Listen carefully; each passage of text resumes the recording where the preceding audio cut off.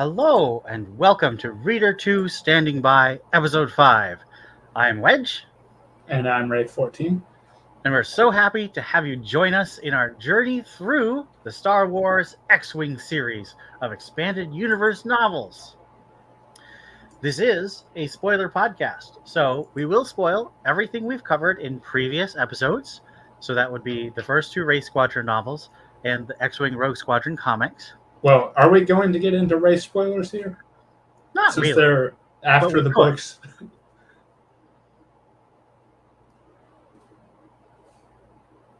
What? Wow. Carry on.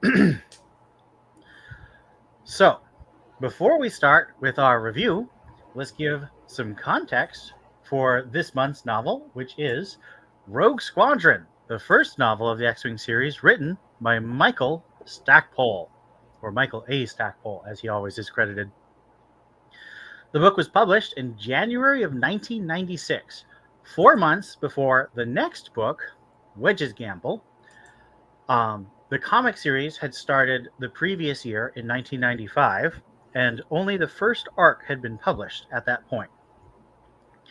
In January, the second book of the Junior Jedi Knights book by Kevin J. Anderson, Rebecca Mosta, and I want to say Nancy somebody or other, was published, which is actually all the way, like, at least 15 years, well, maybe like 13 years in the future from this book. It was at the very end of the timeline. The Young Jedi Knight series would start in 2 months, so in March of 1996. And throughout the year of 1996, 3 X-Wing novels were published, and the 3 Black Fleet Crisis trilogy novels were published, which meant that there were 6 heavily military science fiction books being put out in the year of 1996, which is an interesting thing because, of course, Star Wars always has a military focus. It's wars, and our main characters are part of the military structure, although usually sort of an ancillary or semi-detached part of the military. There's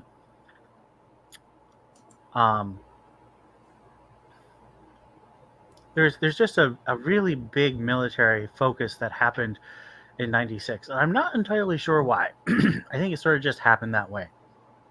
We'll talk a little bit about the events that led up to the X-Wing books and the comics being published after we go through the review as part of our analysis and behind the scenes. In universe, at the time, there was only one book released that took place before the X-Wing books, and that was Truce at Bakura by Kathy Tyers. And this book is referenced several times in Rogue Squadron because Stackpole, when he was hired, talked to a lot of the different Star Wars authors, and also I think he probably is one of the few Star Wars authors who read most of what the other people were writing. So it was mostly Stackpole and Kevin J. Anderson that were reading what everybody else was writing. Tycho Selchu, one of the main characters, has a patch with a Bakura logo on it because he took part in the Bakura campaign. General Salm threatens to send pilots on solo missions against Searook strongholds if they break secrecy.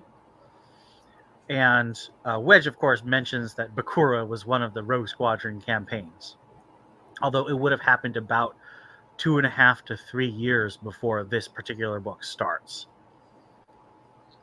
The comics were just starting to come out, and there are pieces of this book that you can connect to those first 2 arcs of X-Wing, but especially when you get to Krytos Trap, Back to War, and Isard's Revenge, and even the Wraith Squadron books, I would argue, you have a really intense integration of the storylines and characters from the comics into the novels that these first 2 books especially don't really have.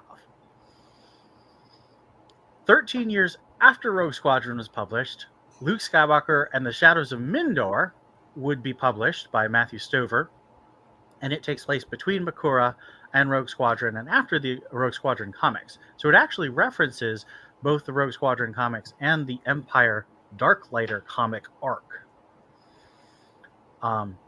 So if you read Rogue Squadron in the 90s, it was kind of the only thing between Truce at Bakura and Return of the Jedi and the Courtship of Princess Leia and the Thrawn trilogy. So there was like this 3-year gap where nothing seemed to happen. So Stackpole took those 3 years and put stuff in it. But then, of course, since Star Wars kept publishing books, they kept putting more things in there. Now, I will say, if you count The Glove of Darth Vader, also known as the Jedi Prince series, it was published in 92 to 93. But it's crap, so I don't count it. And you shouldn't read it. So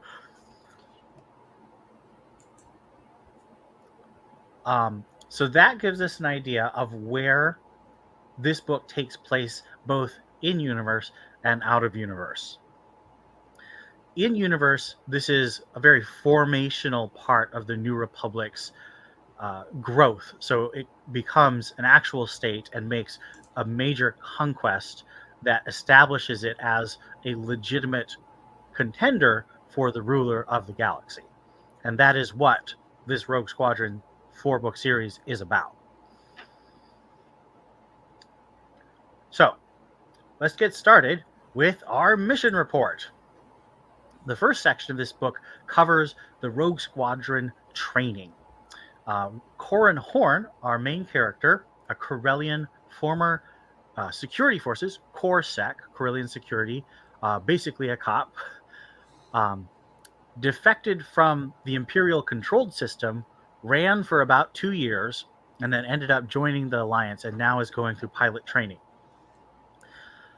He starts the first chapter running through the redemption scenario, clearly meant to be both a nod to the X-Wing video game and the Kobayashi Maru in Star Trek. And I apologize. Well, I don't really apologize, but I do apologize if I got that wrong because I'm not a Star Trek fan. Corran barely wins this scenario, which also introduces us to Corran's chief rival in the squadron trainees of Bror Jace, a pilot from the Bacta-producing world of Thefera. His closest trainee friend, Ural Kurg, a Gand, so he's the same species as Zuckuss from Empire Strikes Back, the bug bounty hunter with the droid counterpart. And 2 other friends of his, Risati Nur, a woman from Bespin, so she actually was under Lando's administration of Cloud City, and Nawara Ven, a Twi'lek lawyer who used to try and get people justice under the Empire. Which didn't go well. Say again? I was saying which was easier said than done. Given the strong anti-alien bias that Stackpole really emphasizes. Stackpole really emphasizes some interesting things that Disney chose not to emphasize later. He made the Empire explicitly sexist and anti-alien or racist. So it introduces also the main trainer of Rogue Squadron, Captain Tycho Selchu, who is a good enough pilot that he basically kills everybody and basically kills Corran, but he doesn't actually explode Corran. He kills Corran's engines and guns. The scene shifts to Wedge Antilles as he meets with Admiral Akbar and Starfighter Command's seeming head, General Horton Salm. And we learn about Akbar's desire to reform Rogue Squadron as a political symbol in the campaign to take Coruscant from the Empire. Although, back in the 90s, we still called it Coruscant. Corran meets Lou Jane Forge, the daughter of a social worker who worked on Kessel, the prison planet where they mine drugs. I don't understand how that was actually a prison planet, but okay. Lou Jane confronts him about keeping apart from the other trainees. She convinces him to start to form bonds with the team, and he does so as Wedge announces the final roster for the squadron. During training, Wedge also forces Corran to confront his ego and become a better team player, and Corran takes the lesson to heart. Meanwhile, Kirtan Lure, Imperial intelligence agent, is hunting Corran Horn in revenge for Horn leaving Corellian security a few years ago. He interrogates and accidentally kills Corran's old boss, Gil Bastra, who left with Corran and his partner, Yellow Wasiri. As a result of Bastra's death, intelligence director Isan Isard, functionally in control of the Empire from Coruscant, summons him and forces Lure to level up his analysis and thinking, assigning him the destruction of Rogue Squadron as his primary mission. So the Rogue's first battle after that different point of view shift has them going on what's supposed to just be a simple figure out these coordinates and go from point A to point B, with Corran getting to lead on making the coordinates. And it's a good time to mention that his astromech has like special capabilities since it used to be in police service. He's basically a police droid. Yeah. So they're going from point A to point B to their new base, except along the way, they get pulled out of hyperspace by an interdictor cruiser that's chasing after a smuggler freighter. In the course of the battle, Corran is hit by an ion blast from the cruiser, which disables his fighter for the most part, except he can still shoot, I think. And Tycho, who's in the inexplicably unarmed rescue shuttle going around trying to pick people up in the middle of the battle who've had to eject, helps Corran by doing the targeting for him. And then once the enemy forces have been cleared out, the freighter that was getting ambushed essentially uses its landing claws to pick up Corran's X-Wing where it's dead in space and transports him on to the Rogue's actual base. And there's a scene where Corran sees the captain of the smuggler ship walking down the ramp and is surprised to quickly find out it is the daughter of a smuggler that his father had arrested and sent to Kessel to, again, mine drugs. I don't understand that. So, naturally, yeah. Drugs my father hate the hunted. Empire sends people to mine drugs for them. Yep. It makes sense somehow. So, naturally, the two of them, having been the son and daughter of a cop who arrested a smuggler and sent him to Kessel for 5 years, doesn't go over too well at first. But it turns out Wedge grew up with a Terex, and Myrex might as well be his sister, so they calm down a bit, especially given that the Rogues just got her ship out of trouble and she rescued Corran. So, more on that later. In the meantime, Curtin Lore is investigating the Rogue's clash with the interdictor, and through some complicated mathematics of fuel levels and sorting out where they would have gone from, has a pretty good idea of what their next base will be. The Rogues have meanwhile been running a successful rescue mission to a nearby system that gives Curtin Lore further information. This leads to the ambush on their base at Talasia. One night, Corran wakes up to find the Rogue base is under attack by a small group of stormtroopers. In the ensuing light fight, he and Gavin Darklighter, 17-year-old cousin to Biggs Darkleader from the first movie, are badly wounded. Lou Jane is killed in her sleep, and the squadron is forced to abandon the base after defeating the stormtroopers and leaving a bunch of booby traps. Lure rages that the military commander he gave the intelligence about the Rogue base to sent a mere scout force of troopers instead of a probe droid followed by an orbital strike, but is recalled to Coruscant by Isard before he can take any further action. An interesting thing about this one was there was a somewhat minor World War II battle at Talasia. And I still don't know if Stackpole was deliberately referencing that for some reason or not. I think Stackpole was 100% referencing a ton of World War II and Cold War stuff.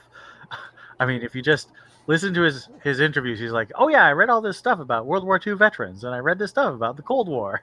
He's just like, and then you just put it in the books. Yeah.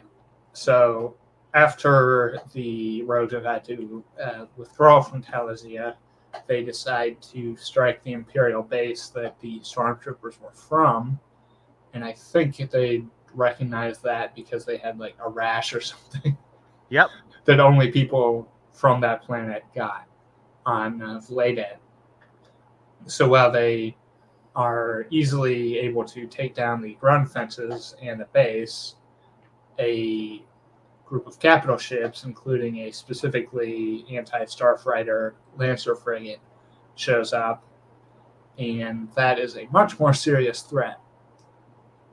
So Corrin disobeys some orders from General Salm, who is a commander of a Y-Wing group, and tells one of the Y-Wing squadrons to fire their proton torpedoes at Corrin himself while he's running toward the Lancer, and then he'll duck behind the Lancer, and it will take the torpedo impact, which works, except that one torpedo is fired like 3 seconds after all the others, misses the Lancer, and is still chasing after Corrin. But there's a funny scene where I think Whistler's like beeping at him. Corrin yells like, cut it out. And Whistler's like, okay, I'll take that command with a non-specific it, and just turn off your targeting beacon so they don't know what to, the torpedoes, that is, don't know what they're pursuing anymore. So that gets Corrin out of that little jam. And right as the battle is ending, Curtin Lore shows up in a routine flight back to the base from Coruscant, and is pleased that that commander who wasn't listening to him is now dead. He decides to use this as an opportunity to get some more influence on the remaining fleet assets that were there and take them to the newly assigned planet of Borleas. If you have difficulty envisioning what Corrin does here, think back to the movie Galaxy Quest, which actually came out about 3 years after this book, but the whole thing where the ship goes through the minefield and drags the magnetic mines and then turns quickly so that all the mines crash into the enemy ship, that's basically what Corrin does to the enemy ship here. I include this illustration for people who are not avid players of the X-Wing computer game, or did not play with Micro Machines and Action Fleet X-Wing toys, so they just envision these things intuitively. Or if you do play Battlefront 2 from 2005 now, where you're in a starfighter and it'll give you a warning of like missile closing in on you, you can, if you're in one of those guided ground maps, easily whip around the building. So the building will get hit and not you. Basically the same thing. Yep. We now come to the major two set pieces of this first novel. The first and second battles of Borleas.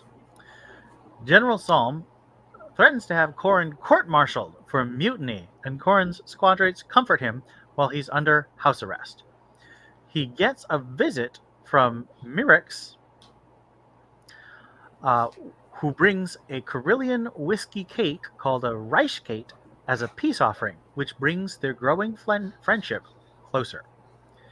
Meanwhile, General Crafey, a high-ranking Bothan commander, pushes through a questionable attack plan on Borleas, a system very close to Coruscant, as the final staging point for their attack on the Imperial capital. Akbar, Salm, and Wedge are extremely uneasy at Crafey's sloppy plan, and Salm drops the charges against Corrin to make sure he's flying in the mission. The battle goes spectacularly poorly. General Dericote, the base's commander, has hidden enormous shield generators and a huge number of extra TIE fighters in the base, leading to General Crafey's death, the loss of a major capital ship, the death of the two rogues Peshk, another Bothan, an Andorni, a Rhodian, and the injury of 3 more, Ural, Corin's wingmate, Rivsheel, a Shistavanan wolfman, and Arisi Delaret, another Thefaran, the Bacta-producing cartel and an heiress to that family, who also seems to have the hots for Corin. Putting it mildly, at least in the entire context of the book, although I don't remember if we've gotten all the details of that yet. But in the wake of that disastrous first attempt, which includes the knowledge, as they realized right after, that even if they had won, another Star Destroyer would have been there like 6 hours later and crushed the remaining New Republic force. So it was even worse of an idea than they thought. But Wedge, General Som, Corin, and the Commando Lieutenant Page, who actually appears in the Thrawn trilogy first and was a commando from the first attack, have figured out a new plan to take Portlaeus, even though they don't even know what the name of the planet it is. The rogues are going to take down the shield generator by flying through a tunnel to blow up the power conduit in a way that's a very New Hope Death Star run, while Page and his commandos sneak in to take the base from the ground. Which is important because Kel Tainer from Wraith Squadron is part of that mission. Right. And it's very dangerous, especially since only half the rogues have X-Wings they can fly at this point. So 6 pilots. Yeah, are going to be able to go, and there's 4 ties for every one of them. 24 enemies. All the rogues are in who can fly, which notably Arisi can't. And she kind of shows up to Corin's bunk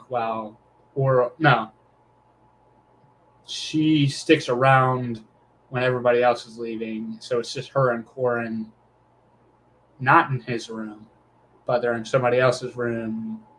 Yeah, and she basically is saying, "Oh, I wish I could go. Is there anything you could tell me about it? And maybe let's do something tonight before you go off and potentially die." But Corin decides not to do it and kind of compares it to a previous experience he had where he was caught up in the moment and then realized, no, this is a bad idea. But when he comes back to his room, he finds that Myrix is in Oral, who's still in the medical center's bed, having expected Corin not to be back. And she had a atmospheric system leak on her own ship, so she can't sleep there like normal.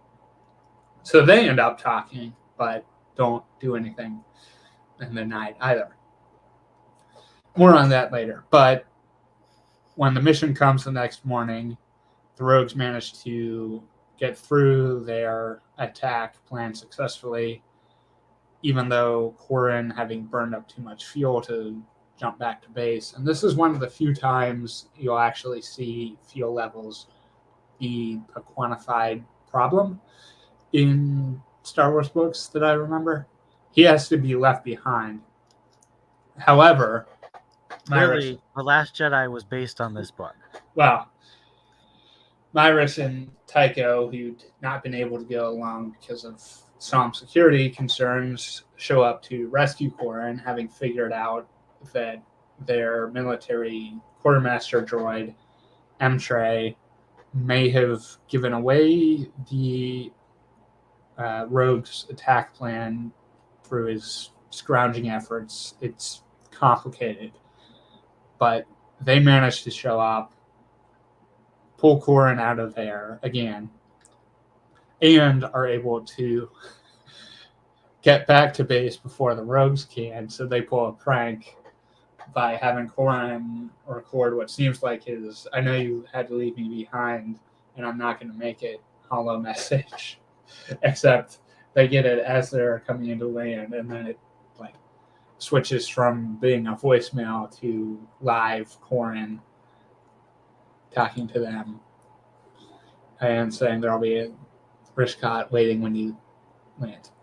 So, at the end of the book, you've got all the rogues celebrating, and then Curtin Lore gets recalled to Coruscant because Isard knows the rogues are going to attack it sooner or later, and Corran Horn will come to Coruscant to try and get Curtin as Isard's lead. Yeah, basically, Isard has this conversation with him where she's like, you think it's good that the rogues are going to come here? Good, because I've let Corran know you killed Gil Bastra, and he's coming for you specifically. And the Curtin Lore is like, wait, what? Not happy about that at all. Even worries that Isard may clone him Corran would have Curtin Lore cloned so that he could both kill Curtin Lore and Curtin Lore would be stuck having to serve under Isard, which is weird and possibly connected to a non-Stackpole book. I don't know if it was being workshopped around, but somebody else would later be cloned over and over as a fate worse than just one death. Anyhow, that little bit of side detail aside, it also gets mentioned that Imperial intelligence has been receiving information from someone among the rogues. And with that, the book ends. So, to begin our analysis, we obviously need to start with Corran Horn, the main character. And tell us about your thoughts on Corran. He's a very divisive figure sometimes today. If you've read the Austin books that take place and were written and published after this, you'll know Austin shuffles around who's the protagonist. Stackpole does not. Nope, it's always Corran. Well, it's not all. Well, not 100% Corran, not like a non-Star Wars book. It's like I was reading recently. 55% Corran, 25% Wedge, and 15% Kirtan Lore.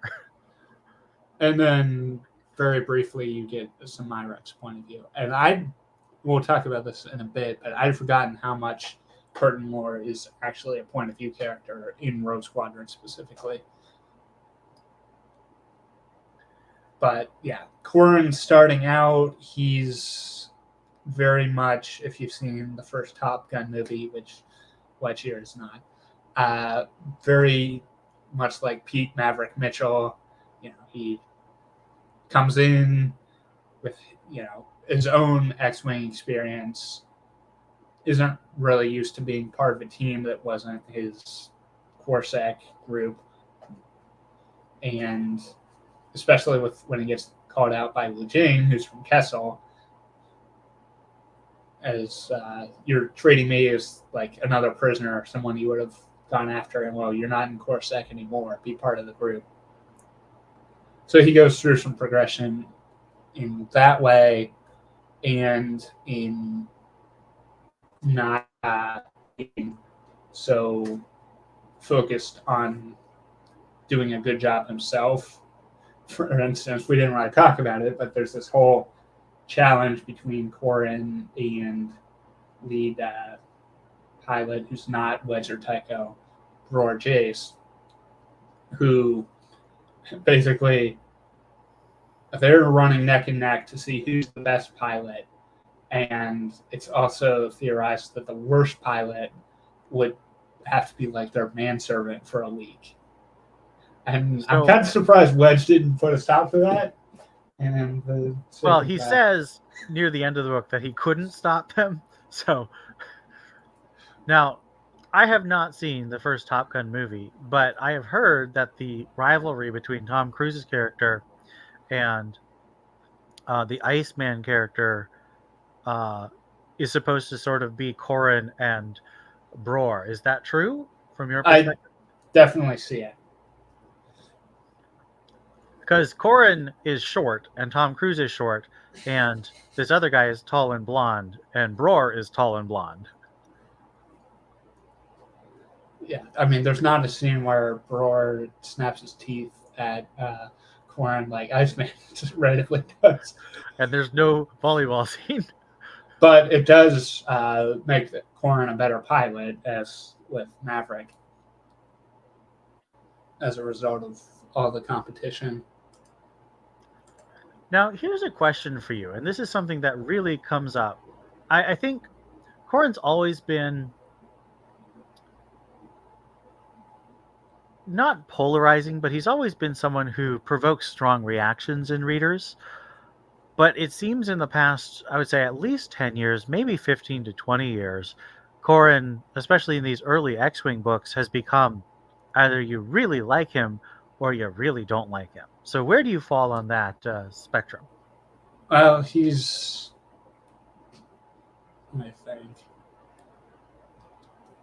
because partly it's tricky to think about how do I answer this only in the context of Rogue Yeah, Squadron. we're only talking about Rogue Squadron. Not the next books. He needed to kind of be part of the group more, I think. But one of the things that kind of gets critiqued is how, so he notices, and this is somewhat like Maverick, who the hottest women around are, and this is in his mental point of view, and they happen to both be Arisi, and then slightly less so Myrex, who are both pretty chatty towards him, if not outright making an advance of her own in Arisi's case. But there's reasons I can't say yet that add more context to that than just here's the main character and here's the two hot women who both want to get with him. Yeah, I think that people say that Corrin is just this dude who every woman wants to get with, but that's not true. It's really just Arisi and Mirex. Risati has her own romance with Nawara Ven, and Lujane, of course, never really has any romantic plotline before she unfortunately dies. And there's several other women throughout the series who are never interested. I think perhaps you could argue it's because they are romantically engaged with other men. But I mean, what's her name? Elskull in from Battleground Tatooine also shows up later, and she has no interest in Corrin. So I think it's a bit unfair to claim that the Rogue Squadron series is some kind of weird harem anime where it's Corrin and a bunch of women who all want to get with him. Because it's just two. It's a love triangle, which is a pretty standard trope. It's not anything super unusual. I mean, the courtship of Princess Leia has a love triangle.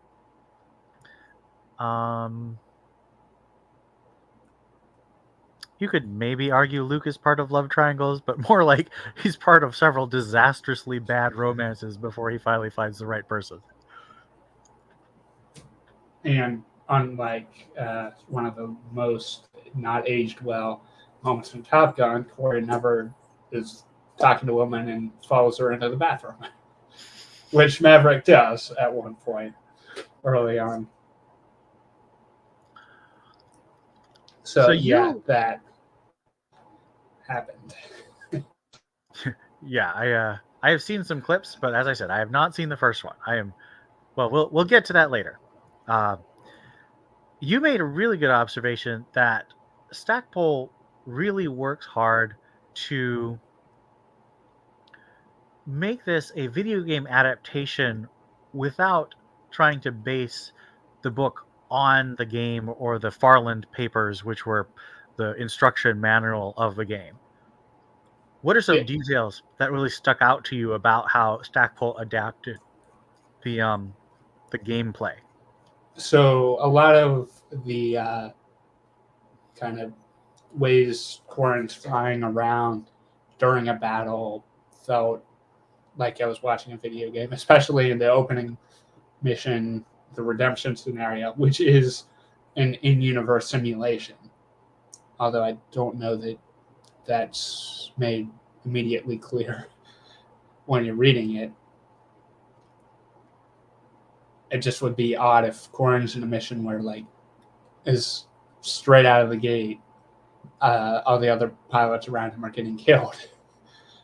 But yeah, it feels like, kind of video game mechanics as he's flying around and TIE fighters are juking into sights, that sort of thing. And then some of the dialogue afterward, and I don't mean this as a criticism, feels a lot like you're watching a cutscene.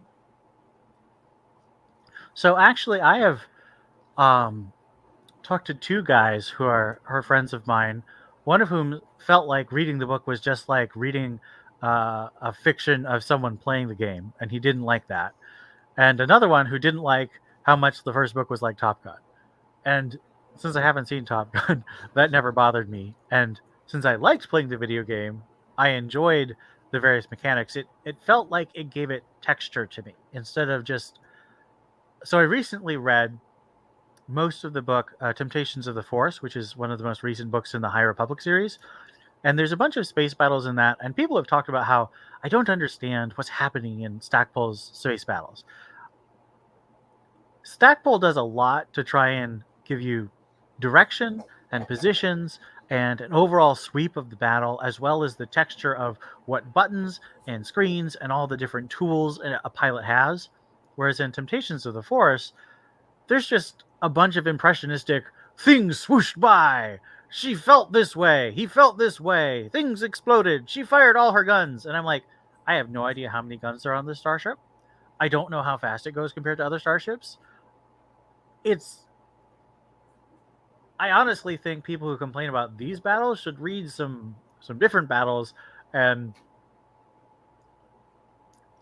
really measure the confusion that's created by some writers who are less talented at writing space battles than Stackpole, I would argue. Yeah, I mean, even reading this as a kid, that part of the books was never an issue for me.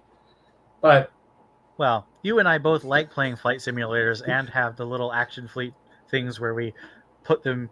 We have a TIE fighter in one hand and an X-wing in the other hand, and we chase them around with our hands and sort of have them do the little rolls and stuff.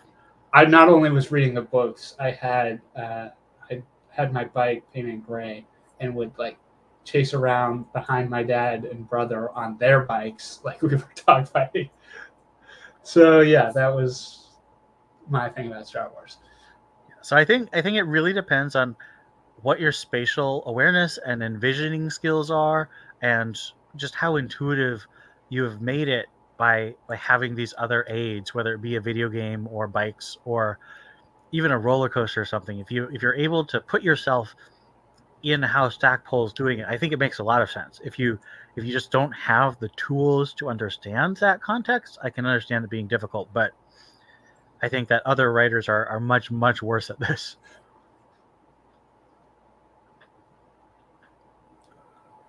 We have a lot of conflict, and I think this is very classic Hollywood, of our Wedge, who's basically the lowest rank possible to command a squadron, versus General Salm, who seems to be the guy who's in charge of all Starfighter Command, although that brings us to a question of scale, which I don't really want to get into, but let's just say that Stackpole's version of the Alliance fleet is tiny.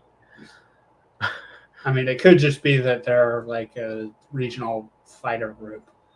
Well, this is clearly what we call the tip of the spear, the aggressive military expansionist fleet versus, like, I'm sure there's a Mon Calamari sector fleet and, other rebel sector fleets that are attached to specific territories of space, so they can't just send them out because the Empire would then come blow up their shipyards. Right.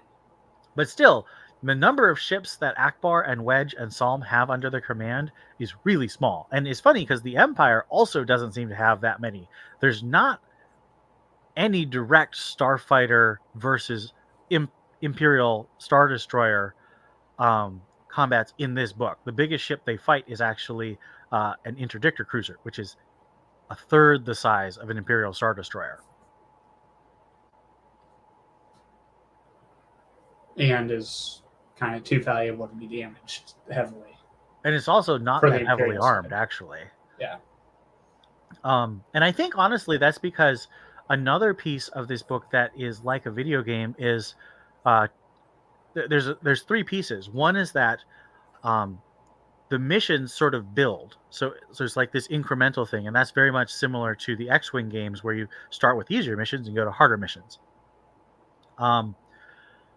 There's also both Corran and Kirtan Lure very much level up over the course of this book. Corran goes from very brash, very talented, but very brash and prone to making mistakes and being overconfident to someone who's willing to work as a team and accomplish much greater things. And Kirtan Lore goes from an unimaginative and petty intelligence agent to a much more grandiose and skilled and dangerous intelligence agent. So I think that's a really cool thing. I want to talk about Kirtan Lure because, as you said, he has a big chunk of this book. I would say at least a fifth, possibly a quarter, and maybe even as much as a third of the book is Kirtan Lure's journey opposite Rogue Squadron. And Stackpole does a really great job of structuring it as a cat and mouse game. So Kirtan is the cat trying to capture first Corran and then Rogue Squadron, and the rogues keep escaping his traps or beating his traps. And I think that's a really cool structural back and forth that Stackpole builds into this book. And something we haven't mentioned yet, but Curtin certainly does. He looks like a young Turkin. Oh, he thinks about that every friggin' time we see him.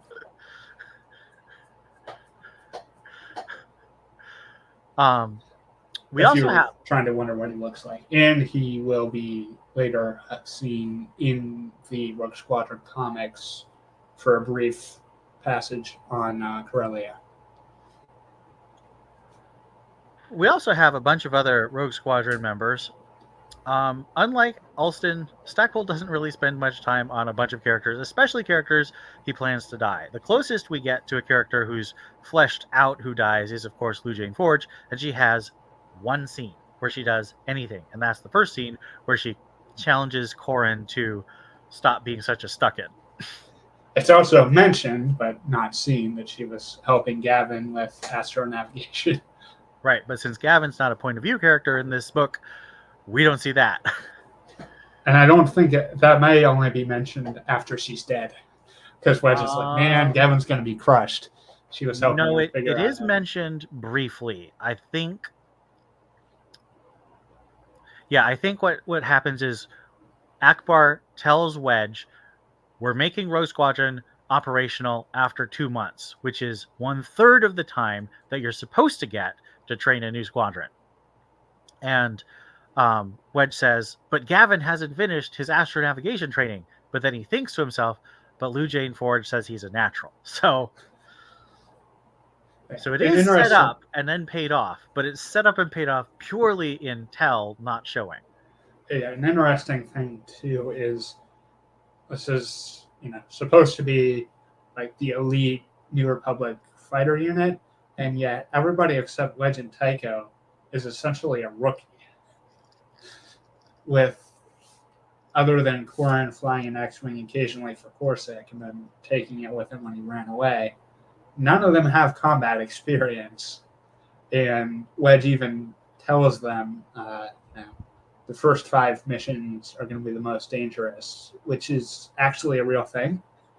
Yeah. Like I was watching a documentary about Air Force pilot training and how they try to simulate those with real aircraft doing like Top Gun type stuff, but it's the Air Force, so that pilots have those first 5 under their belt.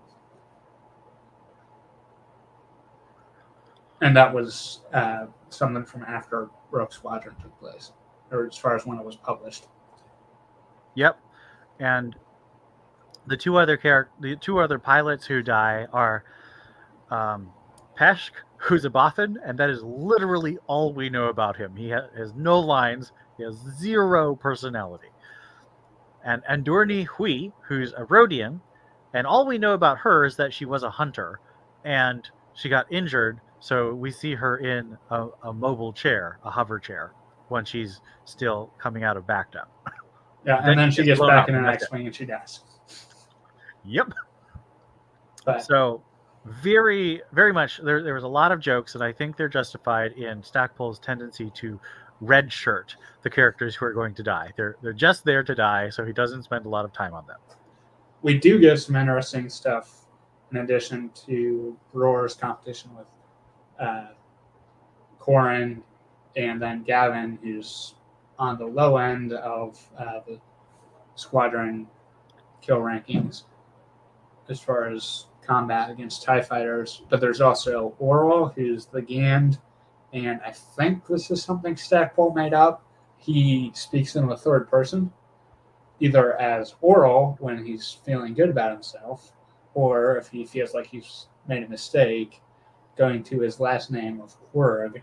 And he might even go all the way back down to just referring to himself as Gand.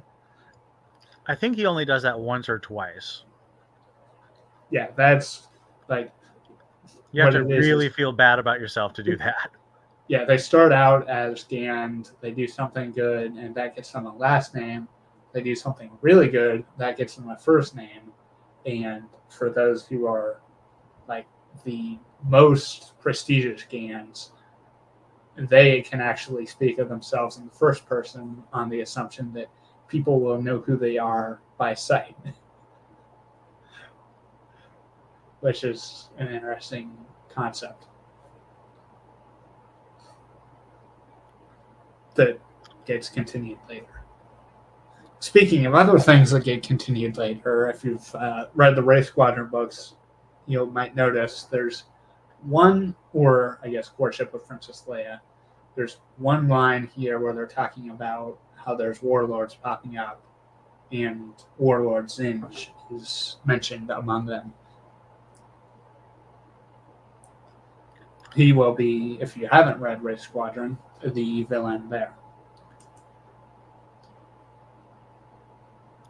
And on the Star Wars Expanded Universe Discord that we spend a lot of time on, another user made the really excellent observation that if you watch how Zinj is used, he goes from being just this offhand mention in the first book to a bigger and bigger threat, so that it makes perfect sense that the next X-Wing story arc would be about Zinj. We have the appearance of the Pulsar Skate, which was, of course, seen in the Phantom Affair comic, which was published starting at this time. And you have a note about what the Pulsar Skate looks like here. Yes, well, there's two different versions that kind of go around. So there's how the Pulsar Skate is seen in the comics, but then there's a different version that's kind of not the one shown on screen now. The other version is kind of more in line with how it read to me in Rogue Squadron itself, because it talks about let me find this section here. Yeah, it talks about how he was cleaning to the dorsal hull of the yacht. This is about Corin's X-Wing, like a wasp on the back of a bird. And there's something else that made it look like that I didn't have written down. Well, he describes it as being like a skate, like it's named after, which is another word for a stingray. So it's got sort of a big sort of oblong diamond tapering to a tail, and it looks very graceful and kind of wave fish-like. And the comic version doesn't look like that at all. So yeah, that's the discrepancy there. And I think you like the comic version better, right? Yeah, I think that one looks better, but I'm not going to pretend it's in line with how the book is describing it. I like the other one because it's how the book describes it. I don't dislike the Phantom Affair version, which we also see in Mandatory Retirement, but I don't understand how that's supposed to look like a stingray. So, some minor nitpicks I had. I have a whole section of minor nitpicks. There's a description of the joystick or the flight stick that Corrin uses to control the X-Wing moving by itself and pressing him back into his seat. And that makes no sense to me because there is no way the X-Wing is an actual mechanical control. There are no air flaps that the stick is supposed to control. The stick is a fly-by-wire. It sends electronic commands to the extremely sophisticated fusion engines of the X-Wing. It isn't going to respond to external movements on the ship, and it's certainly not long enough to push the pilot into his own seat. So that made no sense to me. It is interesting. The Stackpole even does point out how flying in space is different from flying in atmosphere in a dogfighting scenario. That makes a lot of sense, but I still just get bent out of shape by the idea that the X-Wing has some kind of mechanical feedback on the stick so strong it would hurt the pilot. I think it's important to note that this never happens again in any other X-Wing book. Yeah, there were some. You also don't really have underwing drop tanks for extra fuel popping up too much that I remember. Well, there aren't that many in-atmosphere battles where you're not on the planet where you have your base in the books, I think. Yeah. Like Stackpole in this one, and I don't think anywhere else, also uses like Angel's 10 as a altitude measurement. Oh, interesting. Which is basically like, well, in real world, that would be saying you're at 10,000 feet. Although Star Wars tends to use meters. Mm-hmm. I don't think that got picked up in the rest of even Stackpole's books. Now, something I noticed, especially after watching Top Gun 2 Maverick, is that the R2 units function much more like weapons officers or Wizzos or a co-pilot rather than a navicomputer, which is how they function in a lot of other books. Did you notice that? How the R2 unit would program maneuvers and they would actually control the engines and do additional things. It was very different than a lot of other experiences. Yeah, especially when in one of the Race Squadron books, it's mentioned, and this will be setting up somewhat the next point, that a protocol droid is programmed so it can't fly a ship. But that wouldn't really make sense for Astromechs. And there's a loophole around that. Right. Well, and we saw R2 flying an X-Wing in Dark Force Rising by Timothy Zahn in 1992. So that already had precedent. Yeah. I think it's kind of fun to think of an R2 unit as a Wizzo. You certainly can't do that in the flight sims.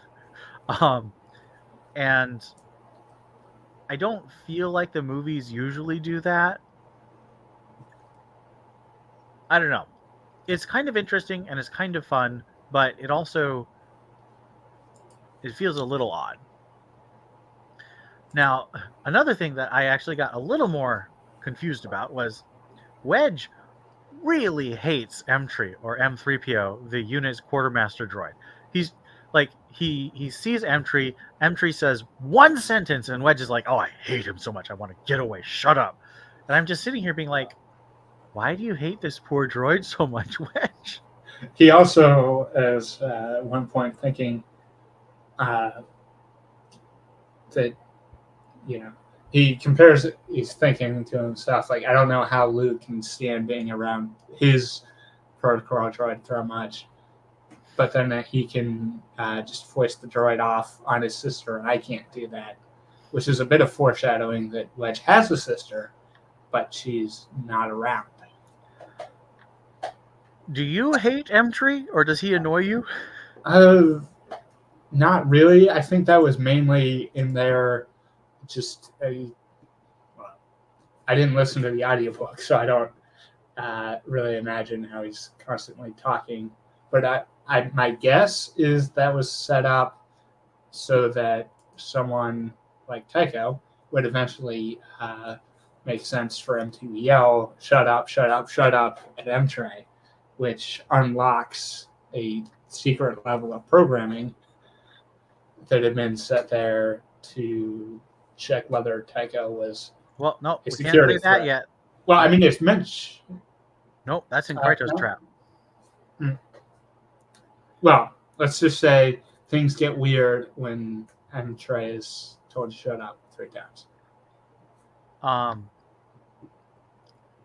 don't know. I just I definitely see what you're saying. Stackpole is definitely trying to get us to think, oh yeah, it's normal to tell this droid to shut up 3 times in a row.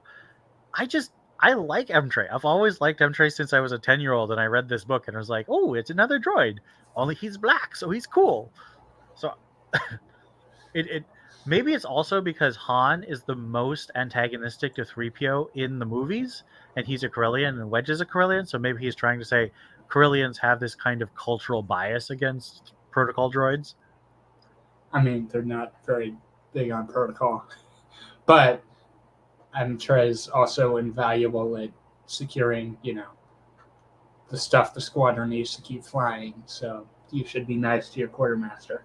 I agree. I just am very mystified by how much everyone seems to really hate M-Tray. So this is not a nitpick. This is just an observation. Stackpole, as we mentioned, read a lot of Star Wars books, but in interviews he has said specifically when he read all the Star Wars books that were available, which was the Timothy Zahn trilogy, Truce at Baccarat, Courtship of Princess Leia, the Jedi Academy trilogy, he decided the Timothy Zahn books are the ones I like the best, and they're the ones I think are going to be most popular. So I'm going to connect my series to the Timothy Zahn series as much as possible. And you can really see this because in this book, you have references to the Katana fleet. You have references to clones. You have references to the smuggling forces that Timothy Zahn sets up with Talon Card. There's just a ton of connections and references to Timothy Zahn's own works and the world building he did there. And I think that developed into a very fun friendship between Stackpole and Zahn as they collaborated and did cons together. I mean, Booster Tarek, who gets mentioned as Myrick's father, is originally from a first seen in a Zahn short story. So it's funny. Baron Fell was created by Stackpole for the comics, but he first appeared in books because of Zahn. And of course, Booster Tarek was created by Stackpole, but I think he appeared even before he was mentioned in that short story, which was a RPG module for the Adventure Journal by Zahn. Yeah. Yeah. So now we kind of covered those next 2 points about Corran. Well, let's talk about them, I think, in a little more detail. So, Stackpole used to say people liked Corran Horn because he was the only character in Star Wars who seemed to have a sex life. And nowadays it feels like people hate Corran because he's always thinking about sex. I think both of these are a bit extreme. I think that Corran perhaps has the most explicit thoughts about sex. Although Black Fleet Crisis, which as I said was being published at the same time, also has a lot of sex in it. But I think it's more that the movies were originally PG-13. They'd now be rated PG-13, but PG-13 didn't really exist in the 70s. Yeah, it didn't. Or not even 83. But they were explicitly movies that were supposed to be appropriate for children. And so the romance was kisses and hugs. It wasn't, sex scenes or even implied sex scenes. And Corran thinks about sex and, spoilers, later on does have sex. But it's still, I would say, still in the PG-13 level. It's never explicit. So something that people who don't read a lot of military science fiction or fiction aimed at a male-dominated audience might not recognize is that this is a very common trope, and if you ever talk to military personnel, a very common pattern of behavior. Guys stuck with a lot of other guys think about sex a lot, and it's a big part of a lot of military, both real life and fiction. And I think that this idea that military figures are supposed to be sort of Ken dolls, cut off at the waist with no sex drive at all, is very silly to me. This is a bit of a personal soapbox, so feel free to stand up against me or contradict me if you feel like I'm going too far. No, I just think, well, Corrin's name makes it easy. Specifically, Corrin Horn makes it easy to joke about. Corrin Horny is his nickname on our Discord chats. But now, another piece of Corrin's character that is controversial is that he often is seen as a Gary Stu or a male Mary Sue. And Stackpole has gone to some lengths to try and say, no, he's not.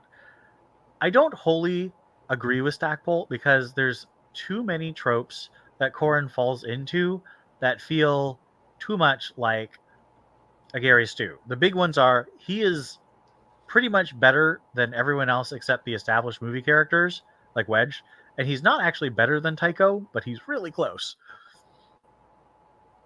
And there are other things that happen in this series that are very much in that line, but also that we can't talk about yet. That we definitely can't talk about yet. But also, Corrin gets hurt a lot. And that's a big part of the self-insert part of a Mary Sue, is that a character gets hurt and you're supposed to just feel sorry. Like, it connects you to that character emotionally.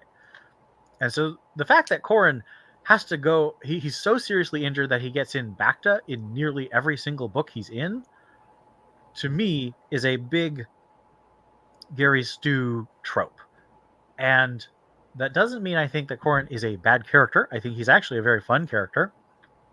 But I do think he falls into some of those patterns.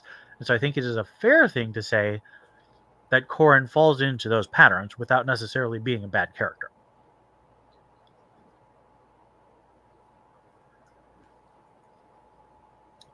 Stackpole, maybe because he made Corrin a cop, has a lot of mystery threads that he dangles throughout his books. In this book, we have Tycho's backstory, Corrin's backstory, M-Tree's weird secrets, and the hidden traitor, all of which are left unresolved at the end of the book. Yeah, I mean, basically, there's a lot of suspicion because what happened with Tycho, he was sent on... No, we don't know that till the beginning of next book. It's not mentioned. Okay. Nope. See, I this is listened why to the it's first 2 chapters hard. of the next book to make sure when it actually happens. Yeah, this is why it's hard to remember. But it is known that he had been captured by the Empire at some point, and there's concerns he may have become a manipulated agent for them.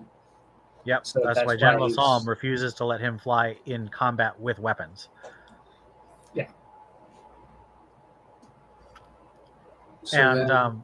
So when you first read these books, and as you're reading them now, do you emotionally agree with Wedge that Tycho cannot be the traitor, or do you think, oh yeah, he could be the traitor? He's acting kind of weird.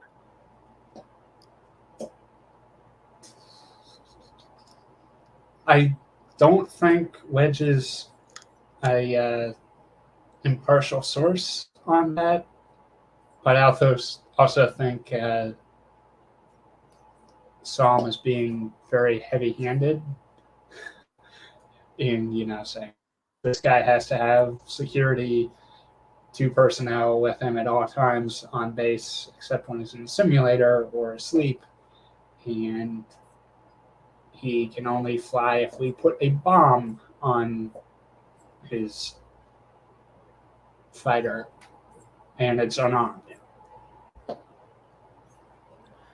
Yeah, it's very dark, and one of the things I like about this book is it doesn't paint the rebels as these pure, always getting along, happy-go-lucky characters. There's a lot of darkness. Psalm is abrasive and harsh and very focused on discipline and not very focused on freedom.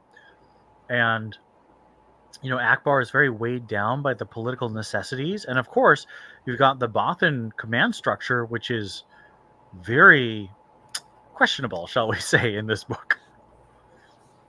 Yeah, more on Bothans in the military later. Oh, yeah. We also have, as mentioned in the sex section, a lot of romance in the book. In addition to both Mirex and Arisi having a lot of romantic and sexual tension with Corrin, we have Risati and Nawara who quickly begin dating and are implied to be sleeping together, and hints that Tycho had a relationship with a character who is not named, but if you paid attention to the Timothy Zahn books, you know exactly who she was. And the comics that weren't quite out yet make that even more clear. Correct. How do you like the way Stackpole handles the romances in this first book? I thought it was very plausible. It's not like a over-the-top thing, but it also kind of sets up as an interesting way. You got Arisu's entitled attitude to begin with, gets really kicked into overdrive when the morning before,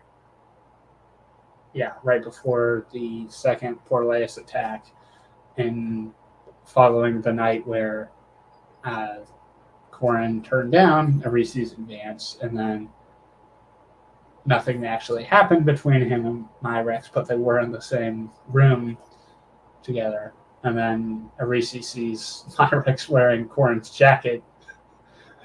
She basically takes a carrot and stick approach of, I can make it worth your while if you never talk to Corrin again.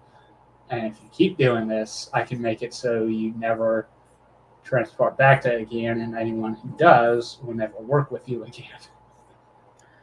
A charming character, Arisi. I have to admit, I feel like Stackpole wants to present Corrin's romances as being relatively admirable and mature, although also very hormonal. I don't wholly agree. I think that people who criticize Corrin because he's constantly noticing how hot the women around him are, I think they both have a point and are overstating things. I think that people do tend to notice how attractive other people are around them. And this is not universal, but perhaps especially men are more likely to notice that because men are tending to be a more visually oriented type of person. Again, many exceptions, not universal, but tends to be that way.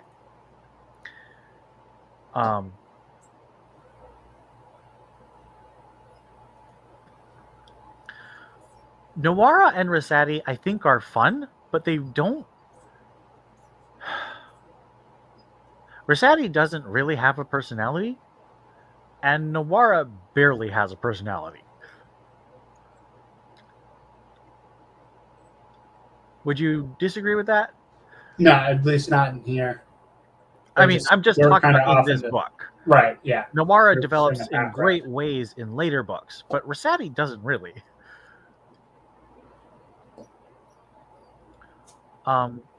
Tycho is awesome, and I think that his relationship development is also awesome, although sadly mostly off screen. So it's mostly just Corrin and his love triangle. And I think that it does tend to be a bit too Corrin is attracted by the pretty women.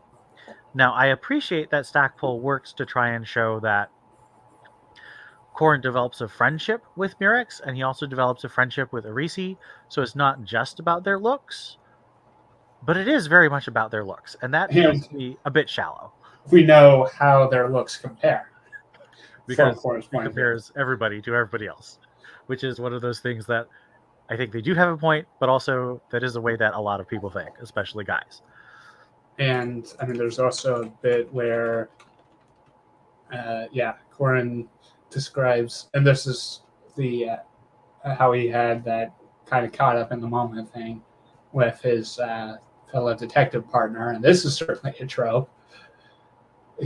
Where they raid the warehouse and then she saves his life and they think about doing something, they don't, and he describes Ayala to Arisi as, she was pretty, not as pretty as you are, but no Gamorrean either.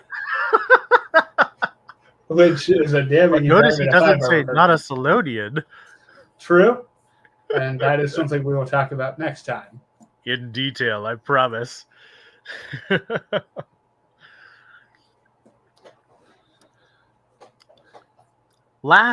already basically covered the hidden traitor. We find out that there is a hidden traitor at the end of this book, but I would argue there's several characters who behave strangely, from Emtre to Tycho to some others that I don't want to name in case people get the wrong idea.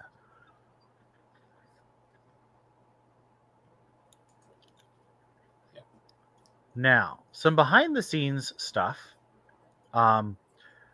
Stackpole has talked in a lot of interviews about how he came to write this series.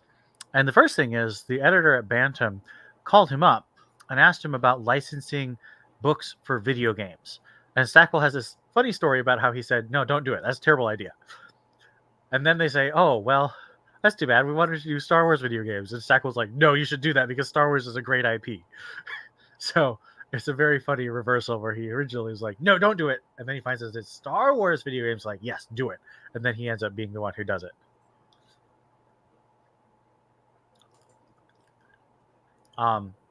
There's several differences between the way Stackpole and Alston handle the ensemble and action and structure of their squadrons. Stackpole is narrowly focused on just about 3 or 4 of the 13 pilot characters.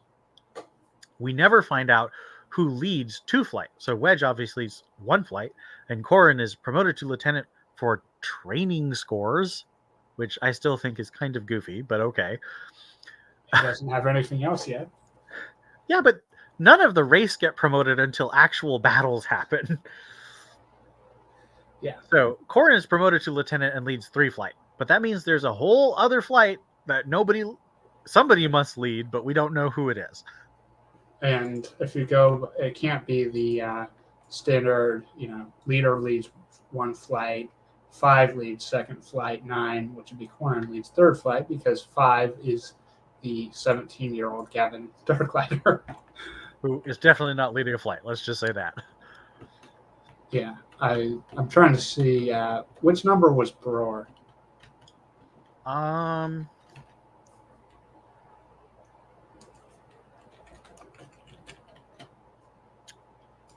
He was Rogue 4, so he could not have been. Yeah, he would have been in Wedge's flight. Right. Yeah, I was thinking maybe Bror was the 2nd flight leader, and Corrin just never mentioned it. Well, because here's they're the thing. competing with each other. Even though I haven't seen Top Gun 1, I have seen Top Gun 2. And Bror definitely has pieces of Hangman from Top Gun 2, played by Glenn Powell, who's famous for being perhaps the best pilot in the group, but also perhaps the worst leader because he literally doesn't care about everyone else in the flight. And that's very true of Bror too.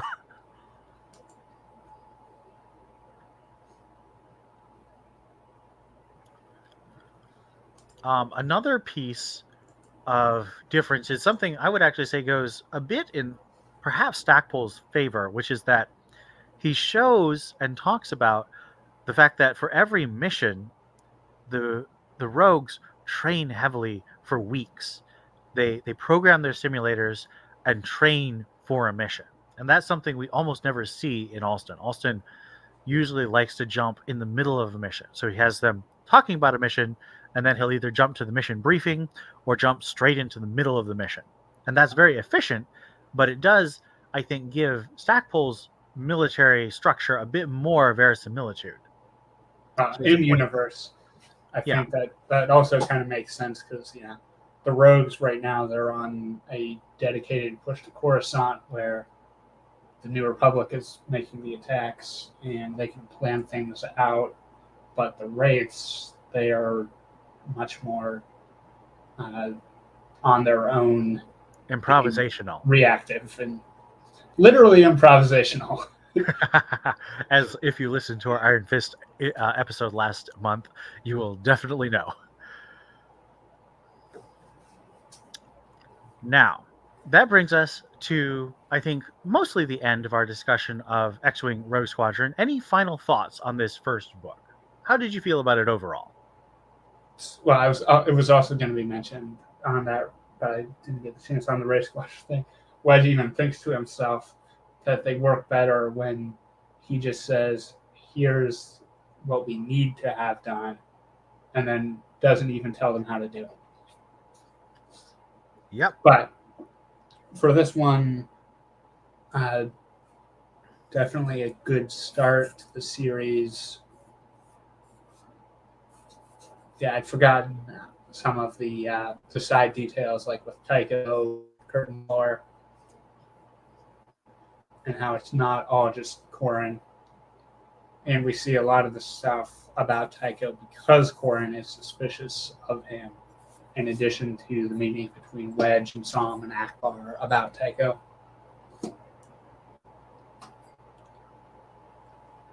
Yeah, it's just tricky to talk about as something I read like many years ago versus now again, but I don't want to spill the details that I remember for what's to come in the next 3 books. Yeah. This was, I want to say, it was the second series that I read as a 9 to 10-year-old.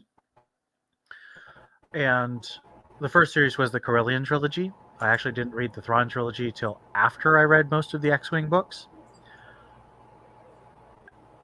And I loved it. As a kid, I just watched the Star Wars movies, and I always thought that the X-Wing battles were so cool, so exciting. And so a thought of a whole series about those X-Wing battles was really cool to me. So even though a lot of people are like, oh, I don't want to read a book about space battles, I was the guy who wanted to read the book about space battles.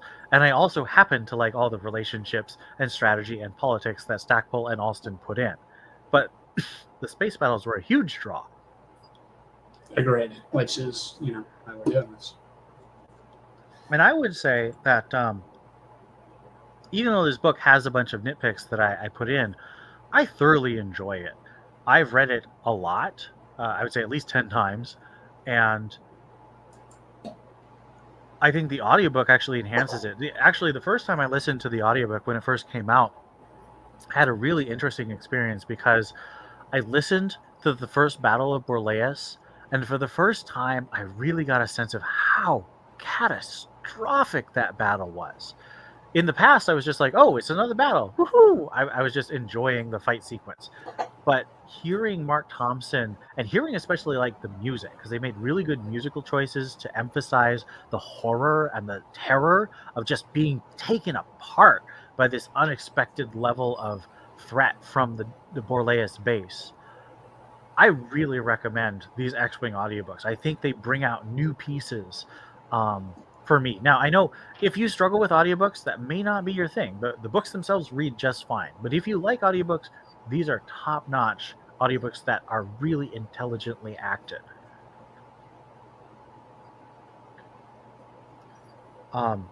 Now, which of the covers do you prefer? The original painting by Paul Ewell that has the big X-Wing in the front and you got all the TIE fighters and the Star Destroyers and the Mon Calamari cruisers in the back, that I think is supposed to be the Battle of Borleas, but it doesn't really fit because there's no actual Mon Calamari cruisers at the Battle of Borleas.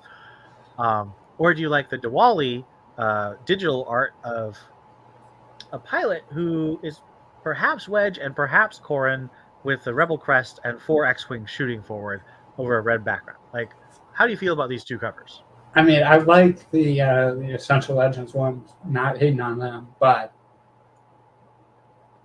I can't go against what I grew up with. I can't either, and I also think that they're just really great paintings. Like, those are amazing Starfighter battle scenes. Yeah. So I kind of wish, and unfortunately, if you buy a new copy of the original printing now, they've the reprinting of the painting is at a lower resolution than it used to be, so it looks grainy and disappointing. So if you're buying a brand new copy, I definitely say buy the Essential Legends. If you can get a good quality pre-Legends banner of the series, I'd say go with that because they are gorgeous.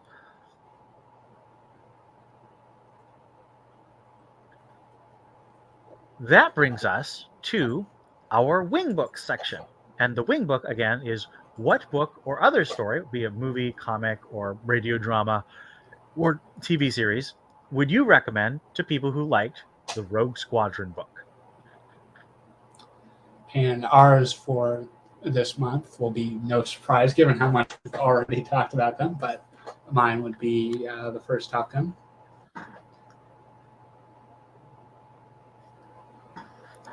And we talked about a lot of why that is. I have not seen it, so I'm recommending Top Gun 2 Maverick, which I have in my nice Steelbook edition here. I think that it's funny because Top Gun clearly heavily influenced both Rogue Squadron and Wraith Squadron, but Star Wars clearly heavily influenced Top Gun Maverick because that whole final mission is the Death Star run. And it's not even pretending it isn't. It is not pretending.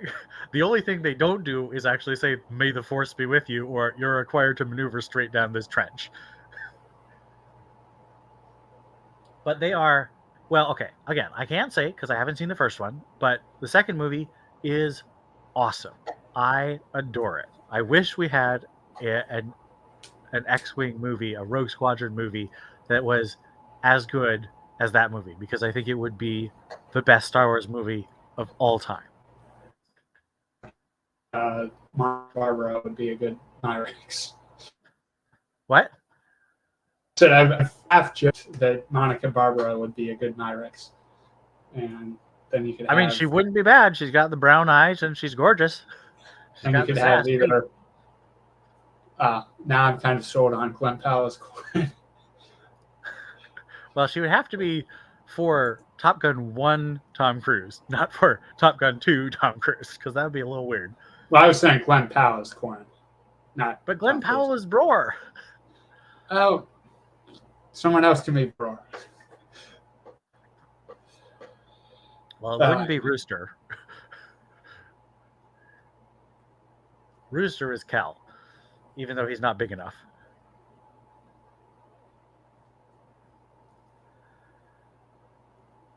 All right.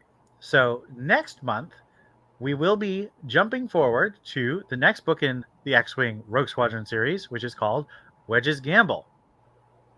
But before that, in 1 week approximately, on Saturday, August 3rd at 7 p.m. Central Standard Time, we will be doing a celebration stream for the 25th anniversary of Aaron Alston's X-Wing Starfighters of Adumar, which was released on August 3rd, 1999, 25 years before that date. So join us then on our YouTube channel.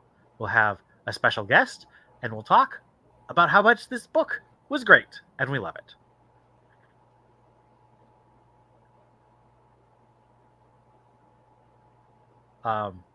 Any final thoughts, Ray, before we say goodbye? Just looking forward to that. Yep. There will be some things that would spoil the next 3 books and As Archer Friends, so definitely don't jump right into that pod if you've not caught up on X-Wing through Adamar. Yes, this is a celebration of book 9 of the series, and even though spoiling. We will try not to spoil everything. We'll mostly be talking about that book. The events of that book will spoil some things from this book. So join us on Saturday, August 3rd at 7 p.m. Central Time. And join us next month for Wedge's Gamble. Thanks so much for listening, and keep your books locked in reading position.